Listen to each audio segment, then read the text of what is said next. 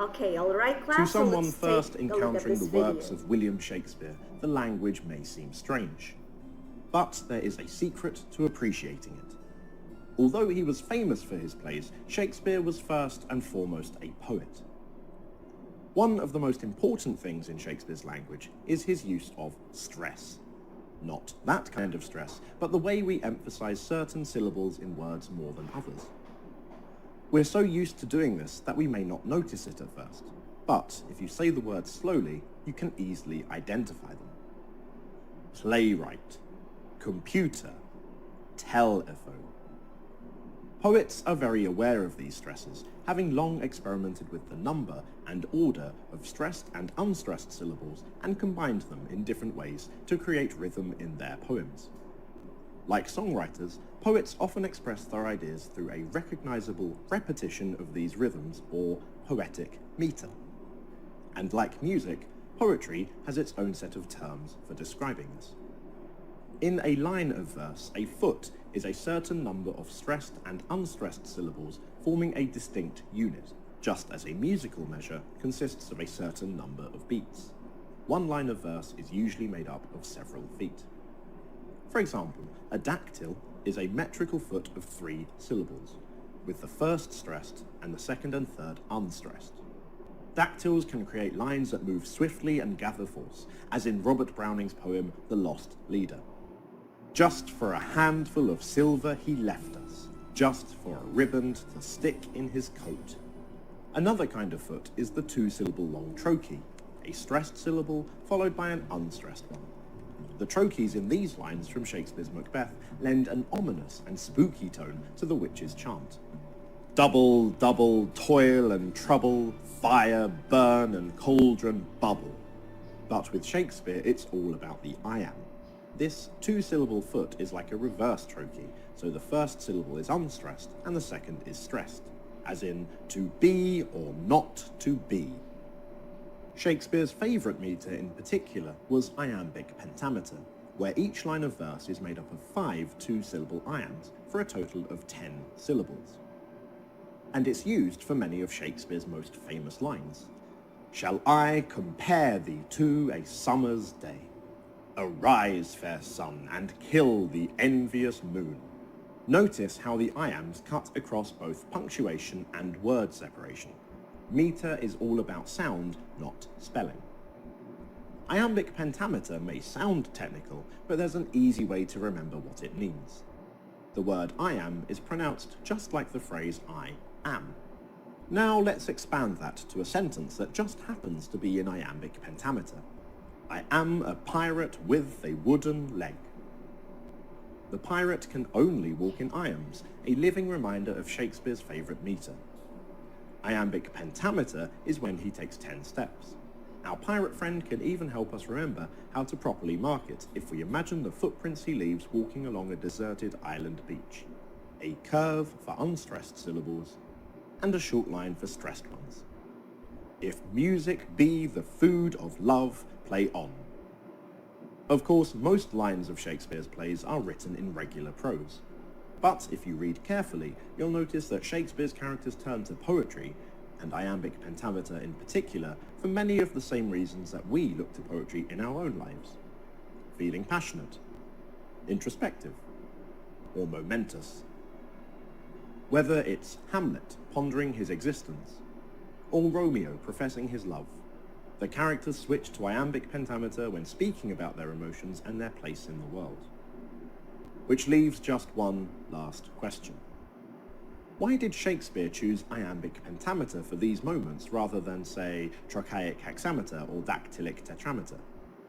It's been said that iambic pentameter was easy for his actors to memorize and for the audience to understand, because it's naturally suited to the English language.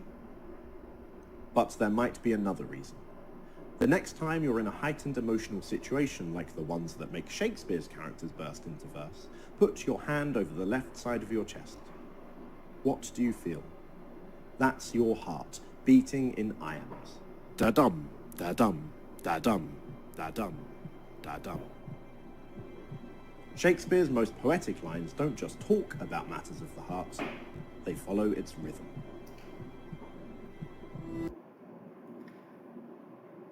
So, all right, I believe, class, the video is very informative and it explained to us very well the lines mostly of Shakespeare, which is, of course, iambic pentameter.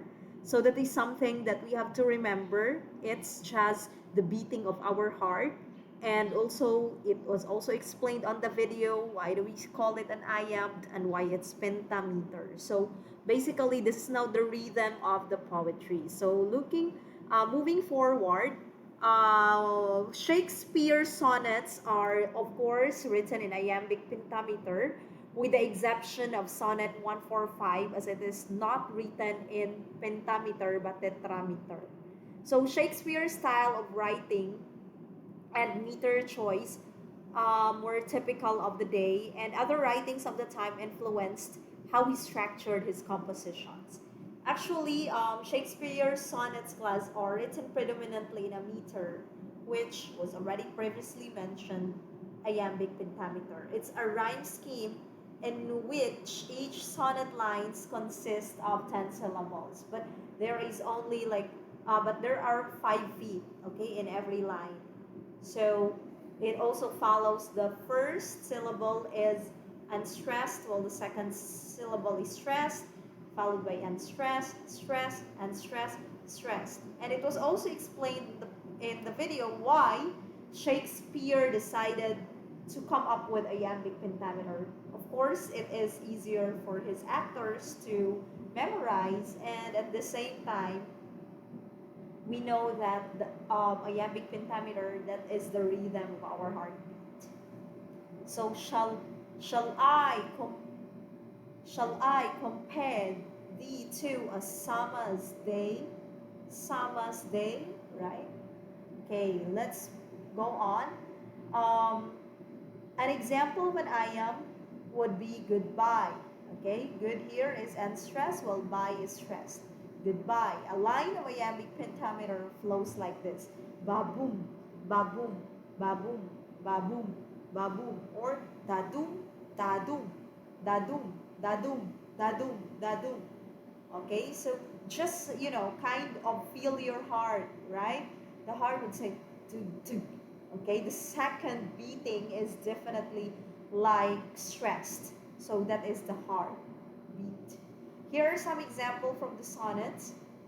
Okay, when I do count the clock that tells the time, when in disgrace with fortune and men's eyes, I all I all alone beweep my outcastate. Castate. Shall I compare thee to?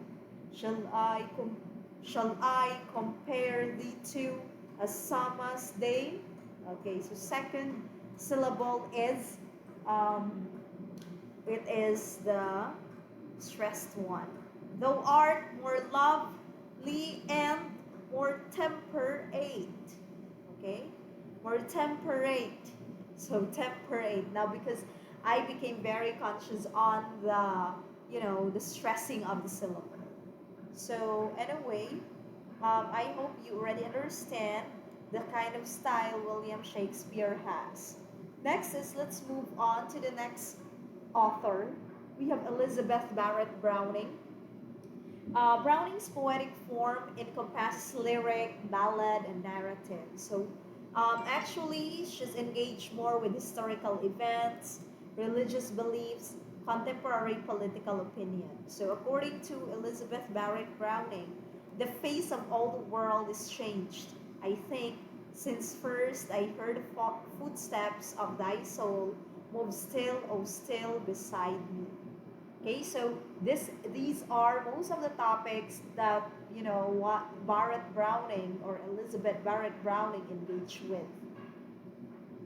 And then Barrett Browning Elizabeth was one of the great experimenters actually in 19th century poetry. And she got married to Robert Browning in September 1846. And she was recognized internationally for her often innovative and challenging verse, and in fact was heralded by many as one of the most accomplished poets of the period. So Barrett Browning class was seriously considered as his successor to the post of poet laureate. So we do have here this one, the Battle of Marathon. This initiated Barrett Browning's consistent desire to test different styles and forms of poetry and to tackle complex subject matters. So I believe Elizabeth Barrett Browning does not only, focus into like love being the subject, but she also navigated into some sort of complex, topics or like basically not sensitive, rather sensitive topics. And then after Barrett Browning, there is not much, explanation about really like the rhyme that she is having in her poetry, but it was, just mentioned that she is more into tackling complex subject matters. And now we'll proceed to Alfred Lord Tennyson. So if you could remember, Alfred Lord Tennyson was the one who wrote the Charge of the for the Light Brigade. So Tennyson revised and polished his manuscripts, actually not only once but several times, before he decided to send them to the publisher. He employed a wide range of styles, and of course, he has also really great understanding or comprehension on rhyme and meter, or meter and rhyme scheme. Because meter and rhyme scheme, these are one of the figurative languages. It is one of the literary devices that we have to know when we decided to write a poem. He used allusions in different genres and often added motifs, symbols, and images.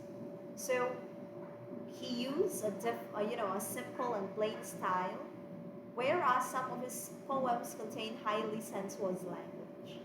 And Tennyson here usually is into merging language with contrasting images, and he resonates throughout his poems. So Tennyson merged his language with contrasting images. So that's kind of a little bit of like a lot of ironies here. Okay? So he adopted richness of imagery from romantic poets like we do have Edmund Spenser and John Keats. Both are very famous as well, and handled rhythm tactfully. Actually, Tennyson's language has an unsurpassed musical quality, and the musicality of a certain poem, because it is one of the elements of poetry.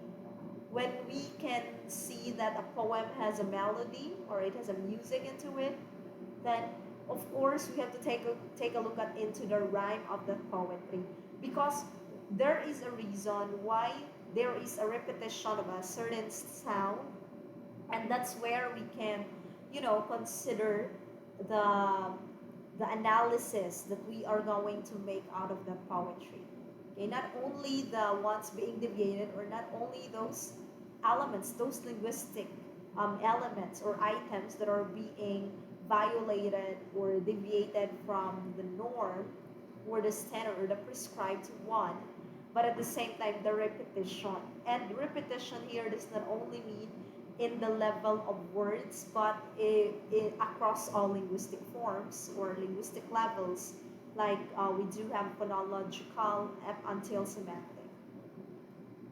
So next author is we have Robert Frost. Robert Frost is a famous poet, and he is the one who wrote the poem. Um, I forgot, but Fire and Ice. Yeah, Robert Frost was the writer of Fire and Ice. Okay, so you have to remember that. So it is written by, and when we also say Robert Frost class, the road not taken, it's also his writing, which is of course very famous.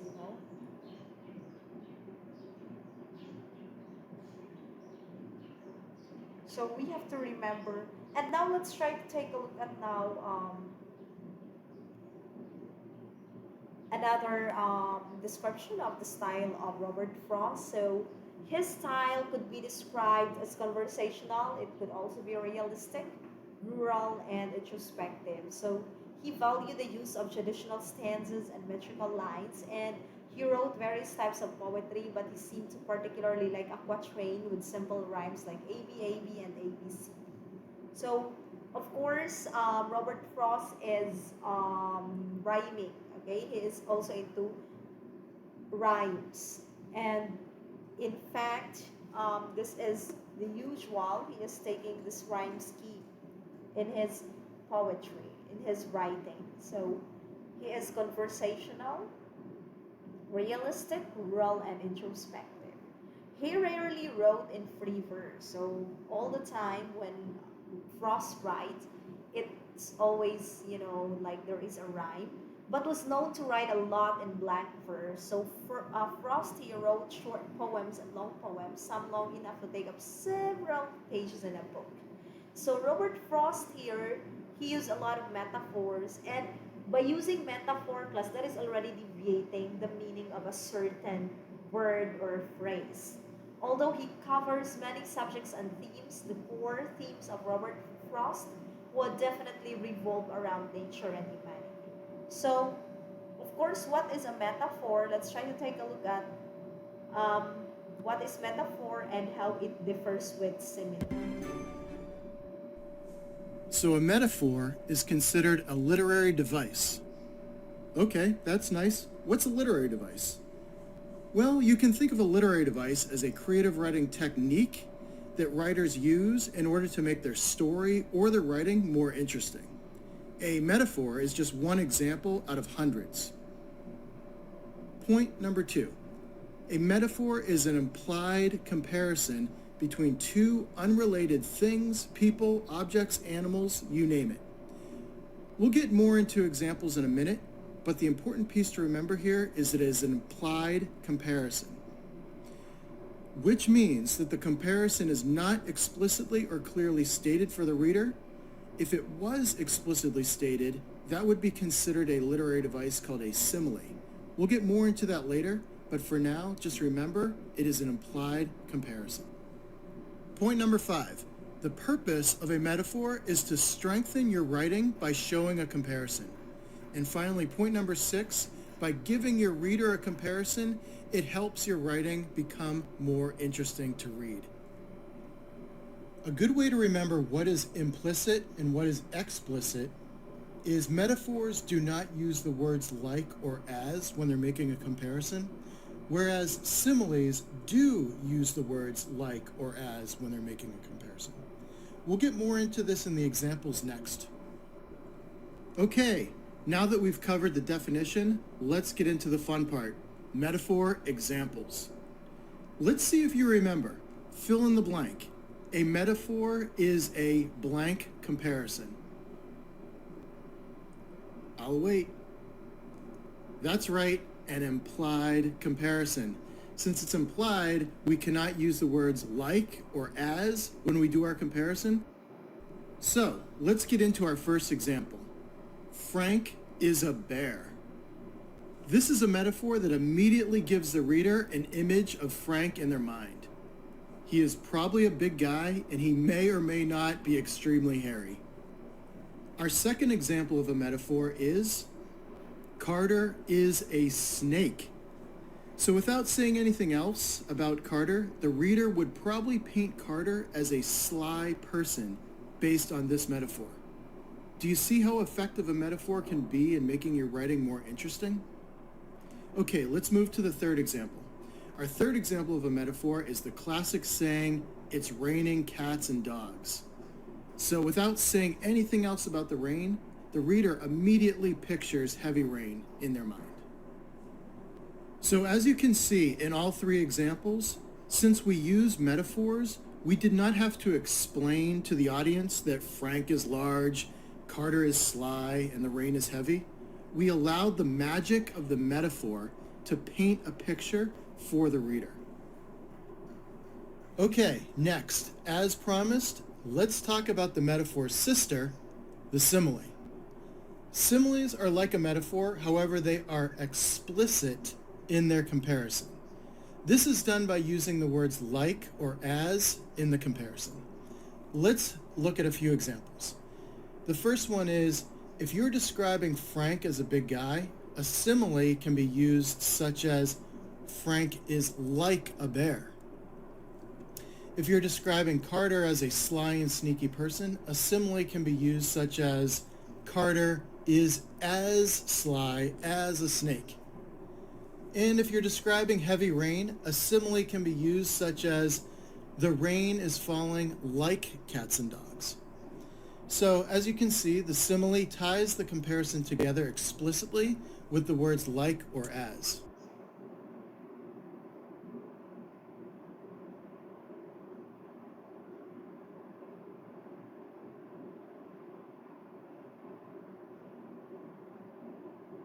All right, so now the video is done, class, and the video definitely explained us the difference.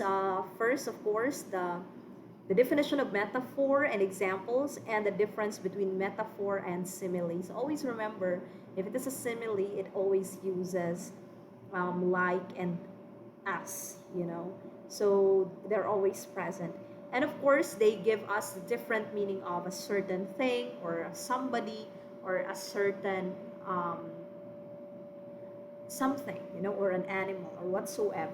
So that's why as readers, we created already a new description or definition of that particular thing or somebody based on the way the author who makes a metaphor or uses a metaphor. Next, we do have here, this is after apple picking. This is an example of Robert Frost. So just to take a look at what are definitely some of this is, an example of his write-up of Robert Frost. These are the examples. So after apple picking, that is one of those. So you can check these things out, class, and try to take a look at if they are, you do compare and try to find the commonalities of these poets. Because of course, these poems are written by one poet only, who is Robert Frost. So we do have here, and I'm going to, next is E.E. Cummings.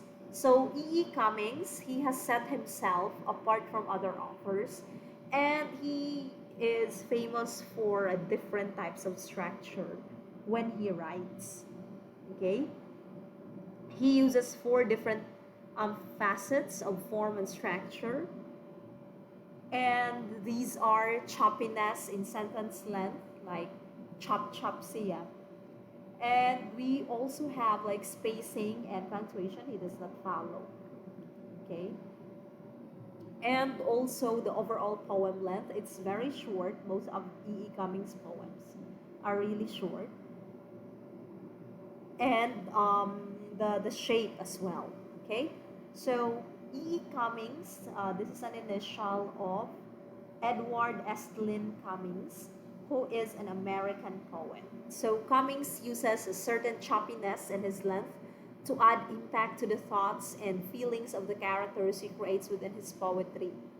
The reason he uses structure in this fashion is to give the reader insight into what the character in the poem is feeling. But it's something very uncommon. It's very unique. He definitely has his own style. And as writers, that's what should, they have. So even if the poem is just like about a leaf, that leaf is still a character because he puts emotion into the leaf. And that is what E.A. Cummings also is famous about. He puts a story into each thing his poems pertain to, and the way he does this adds an extra element. So let's try to play this video about E.A. Cummings.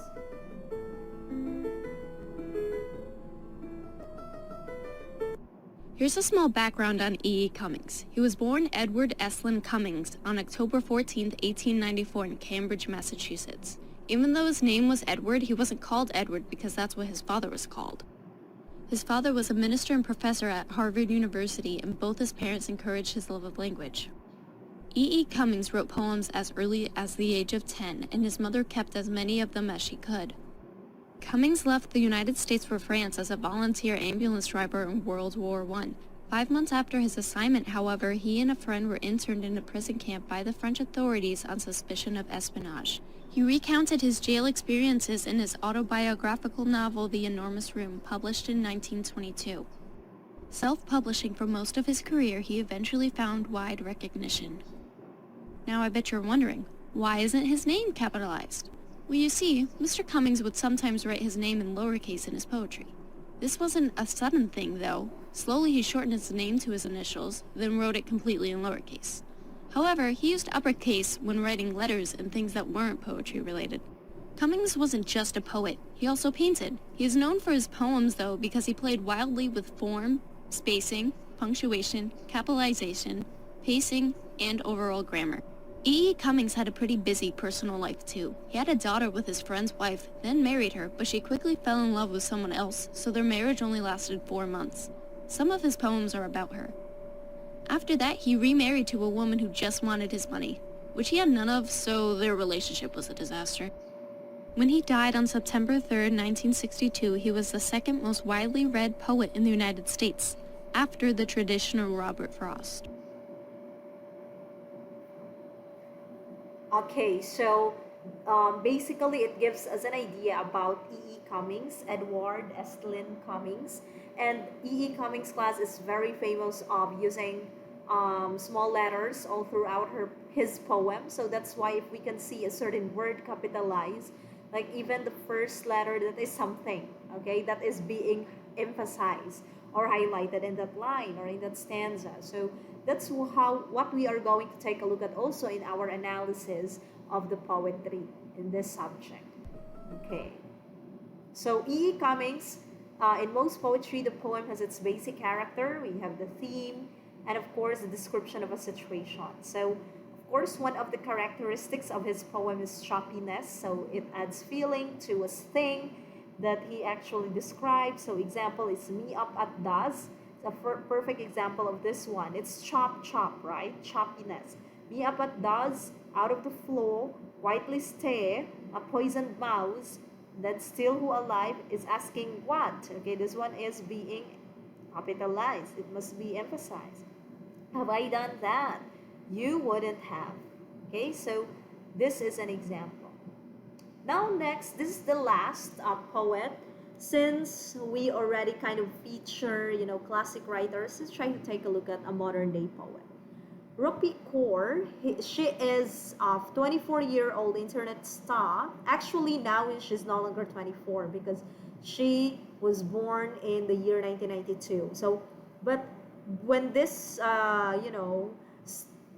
information about her was written, she was 24 years old at the time. So she first was known for her short poetry and prose on social media, specifically Tumblr and Instagram.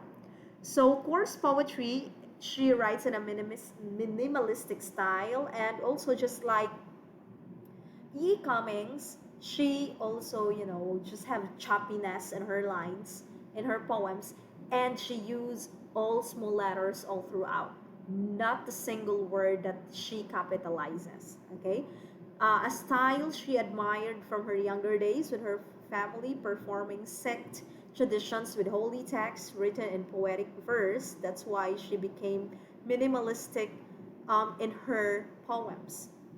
Her writing is short and minimalistic, and she is an Indian, okay, but now she is already Canadian because she moved, her family moved, and she was like a witness to how women are being really objectified, in India, or especially in India when she was there. Now, she does use a distinctive style in her writing, and she writes in the style of confessional poetry, which is when the first person speaker relates her own thoughts and experiences. So, this is the style of Core, so confessional poetry. It's written during the 1950s and the 1960s, and first person narration. It's a traditional writing style, intimate subject matter, because most of his subjects, of course, are dealing with taboos or topics that are really not openly, discussed. For example, about about love in a different form, how women are being objectified by men, about women's private parts, about sex and things like that. Those are really very taboos, or not all societies now are open, talking about this. And she is also like dealing into women's oppression, feminism, okay, and trying to empower women. So autobiographical by design, this is confessional poetry, and intimate autobiographical subject matter, sometimes referred to as grotesque. Family life, these are the things, that she mentioned, or like she looks into her, poems. Or some of these, family life, infidelity, mental disorders, gender roles, suicide, sexuality, masturbation, depression, suicidal tendencies, alcoholism, drug abuse. So Core utilizes visual art in her poems because she is an illustrator, which are her own drawings. So she attached, or like she included illustrations in her poems, and the drawings complement the poems and give them a sense of originality, representing the situations and themes described in the text. Core also used different motifs and symbols in her writing to convey her different ideas of love, loss, heartbreak, and etc. So that's what makes her famous as a poet. And she is very, very active on Instagram. You could follow her, Rupi Core. You can check her poems there, and you can interact with her. And she is also teaching her followers how to write a poem. You can also check that out if you are interested. So let's end our part of the video lecture series on the survey of poets, or the author's write-up. So we will end with Rupi Kaur. The next things that we are going to tackle is all about the language of poetry. So class, I apologize for a quite delay, next episode, or the quite delay of this episode, which is still under Unit 2. But I would really make sure that I could be able to, provide you with a video lecture. But prior to that, I will give you in advance the, the copies of our handouts. So thank you very much, class, for listening. I hope you learned a thing or two. I will talk to you for I will talk to you all for the next video lecture series of Unit 2, or for the next video lecture of Unit 2. Bye everyone. Thank you very much. God bless us all and keep safe.